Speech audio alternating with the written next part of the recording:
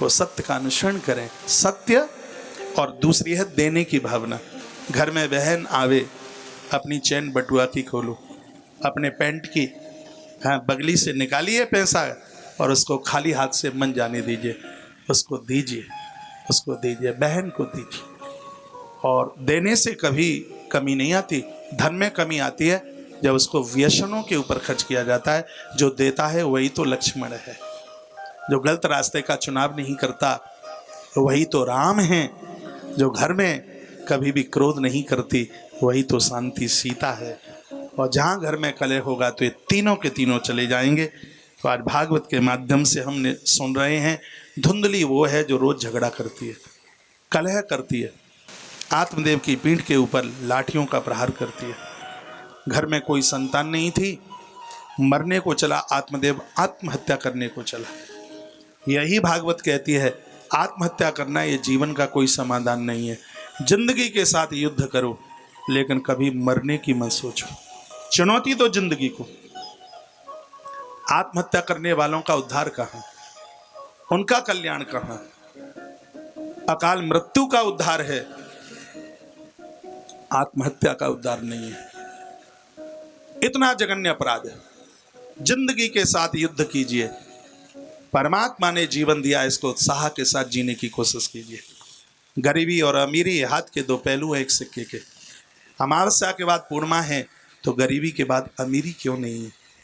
अमीरी होगी, बिल्कुल साफ समाधान होगा। ईश्वर के ऊपर भरोसा रखिए, भरोसे के साथ जीवन का निर्वहन कीजिए। गीता में 3 ही बातें हैं, चौथी बात नहीं है गीता में। 3 के अलावा श्रीमद् भगवत गीता में चौथा सूत्र नहीं है, 3 बातें हैं गीता में। पहली बात यह है, जो समय निकल गया है उसका दुख मत जताइए, वर्तमान का मोह मत कीजिए, ये मेरा है, ये मेरा है, और भविष्य की चिंता मत कीजिए। अर्जुन को कृष्ण यही तो बोले थे। पीछे किसी ने अपमान कर दिया, कोई दुनिया छोड़ के चला गया, वो चले गए, वो आ तो नहीं सकते, माथा पकड़ करके कब तक रोएंगे? उसको भूलने की कोशिश कीजिए। वो वर्तमान में जो भी तुम्हारे पास जो भी कुछ है इसको अपना नहीं। जैसे एक बैंक मैनेजर अपनी बैंक की संपदा वह अपनी सरकार की मानता है, थैला भर करके लेकर के आ जाएगा, हथकड़ी डल जाएंगी। आपके पास में जो भी है वो सब प्रकृति का है। हमारे बाप दादा, हमारे पूर्वज पुरखे कुछ नहीं ले जाके जा पाए तो फिर हम और आप कैसे लेके जा पाएंगे? इसको ईश्वर की संपदा समझें। और तीसरी बात कही है, भविष्य की चिंता न करें। बहुत लोगों को भविष्य की चिंता होती है, बच्चे नालायक निकल जाएंगे, धक्का दे देंगे, हमें कौन देगा पानी? अरे भैया, जो मुर्दे को भी कफन देता है, तुम तो हाड़ मांस के जिंदे जी इंसान हो, तुम काहे की चिंता करते हो? आगे का भविष्य की चिंता मत करना, वर्तमान का मोह मत करना, और जो पीछे का निकल गया है उसका दुख मत जताना। श्रीमद् भगवत गीता यही तो कहती है। और उसी बात का व्याख्यान ये श्रीमद् भागवत का अद्भुत ग्रंथ करता है। आत्मदेव मरने को चला, आत्महत्या करने को चला, जैसे ही चला आगे तो विक्षुको वित्तवान लोके तत्प्रिया धुंधली स्मृता। ये ब्राह्मण धुंधली पत्नी से जो परेशान था, नित्यम सुंदरी शुक्लोद्भवा सौभाग्या स्थापिका, उन लोगों को बड़ी दिक्कत होती है, परेशानी होती है जिनकी घरवालियां बहुत सुंदर होती है। भागवत बोलता है, भागवत कहता है उनको बड़ी दिक्कत, उनको बड़ी परेशानी। तो वो तो बहुत ज़्यादा सुंदर थी। और मैं कहूँगा कि स्त्री पुरुष चमड़े से सुंदर नहीं, वो अपने संस्कारों से सुंदर होनी चाहिए।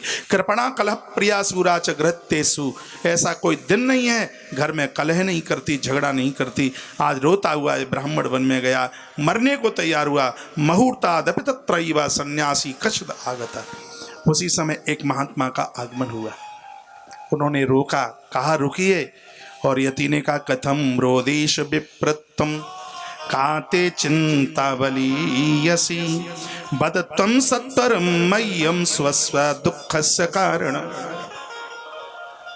हरे ब्राह्मण देव, तुम दुखी हो, तुम्हें कौन सी चिंता है बताइए। बदत्वं सत्वरं मह्यं स्वस्व दुःखस्य कारणम्, हमें अपना दुख तो बताइए।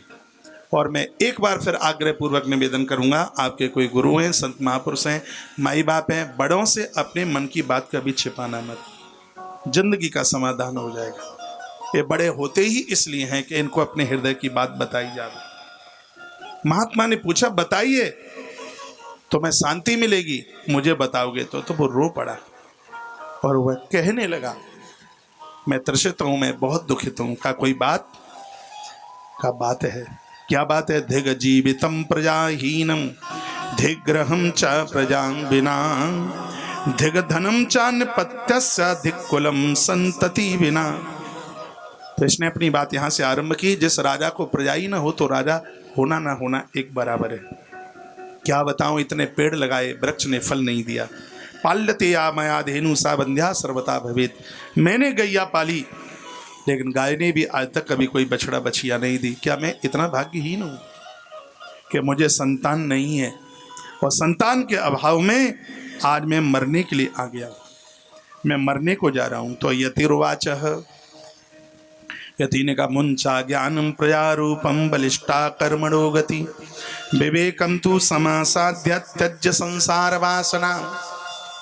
पूछा, मैं तुम्हें ज्ञान दूं, तुम्हें अच्छा तो नहीं लगेगा? साधु ने कहा, सुन लीजिए, थोड़ी देर की बात है, मैं तुमसे पूछना चाहता हूं, 2-4 तुम्हें बेटा बेटी होते भी तो तुम्हें क्या मिलता? इसने जवाब दिया, बेटा होता पिंडदान करता, तर्पण करता, मेरी अर्थी में अग्नि संचन करता, जिसमें मेरा कल्याण छिपा होता, मेरा कल्याण होता। तो महात्मा जी ने जवाब दिया, सुनिए, अपना पिंडदान अपने हाथों से करके जाओ। का सो कैसे होगा? जिंदे जी परमात्मा के बन करके जीवन का निर्वहन करना, और ऐसी सस्ती मुक्ति मत चाहना जो औलाद के द्वारा मिलती हो। बहुत ध्यान से सुनिएगा, जिनको 4-6 बच्चा बेटा बेटी होते हैं, क्या उनका हे ब्राह्मण देव कल्याण होता है? का होता ही होगा। जवाब दिया कि जिसको दुर्योधन जैसी औलाद मिल जावे, वो धृतराष्ट्र कभी कल्पना कर सकता है कि अपने आत्मोद्धार आत्म कल्याण की? हे ब्राह्मण देव, मैं तुम्हें ये कहना चाहूंगा, अपने कल्याण का मार्ग तुम अपने हाथों से प्रशस्त कीजिए। महाभारत में भी एक बड़ी सुंदर कथा आती है, ये कथा श्रीमद् देवी भागवत में भी है। अभी मैं देवी भागवत की कथा वैष्णो देवी में कर रहा था, उसमें भी एक बड़ी सुंदर कथा है। जिस समय वो सत्यवती को लेकर के, भीष्म लेकर के आ गए, और उस पिता शांतनु को यह पता चला कि मेरे लिए अपने संपूर्ण वैवाहिक जीवन को तिलांजलि दे दी, और इतना बड़ा संकल्प कर लिया कि मैं आजीवन ब्रह्मचर्य धर्म का पालन करूंगा, मैं विवाह नहीं करूंगा। और ये बात कही थी जिस समय शांतनु सत्यवती के साथ विवाह की इच्छा जाहिर कर रहे थे, क्योंकि उन्होंने गंगा को ये वचन दिया था।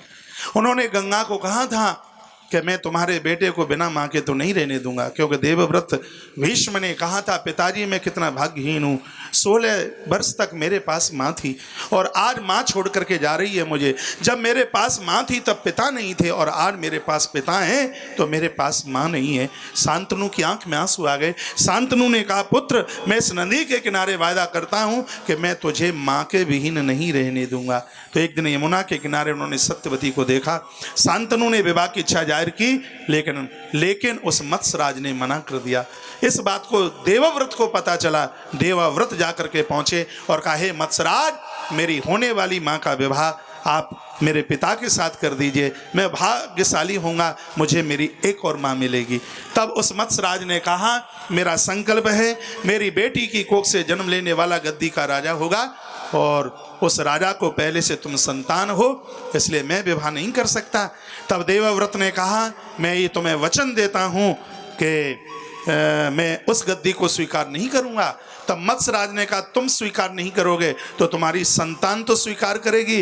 जब इतना कहा तो सूर्य भगवान सामने से निकलते आए ही थे, भुजाएं फड़कने लगीं, दोनों भुजाएं ऊपर करी, और उस समय देवव्रत ने ये प्रतिज्ञा कर डाली और कहा, सूर्य की साक्षी में मैं ये प्रतिज्ञा करता हूँ, अपने पिता के कार्य के लिए मैं आजन्म ब्रह्मचर्य करूँगा। मैं ये प्रतिज्ञा करता हूँ, मैं अविवाह जीवन ही मृत्यु को प्राप्त होऊंगा। आकाशवाणी हो गई। देवव्रत का नाम भीष्म नाम दिया गया। और आज शांतनु को जब पता चला कि मेरे लिए इतनी बड़ी प्रतिज्ञा देवव्रत ने की, तो कहा, बेटा ये तुमने क्या किया, संतान के बिना उद्धार नहीं। तब भीष्म ने कहा, पिताजी मुझे ऐसी सस्ती मुक्ति नहीं चाहिए जो संतान के द्वारा मिलती हो। ये तुम्हारा पुत्र सत्यव्रत, ये तुम्हारा पुत्र देवव्रत अपने दिव्य सत्कर्मों के द्वारा मुक्ति का द्वार खोलेगा। श्रीमद् भागवत जी में लिखा हुआ है जो व्यक्ति भगवान का बन करके जीता है, प्रभु प्रेमी जन, इसमें वर्णन है, जिंदे जी भगवान उसके अपने हो जाते हैं। जो परमात्मा का बन करके जीता है, उसका अंतिम संस्कार करने के लिए भगवान ही चल के आते हैं। परमात्मा भले ही कौन से ही रूप में चल करके आए। ये सन्यासी ने ये शब्द समझाया इस ब्राह्मण को।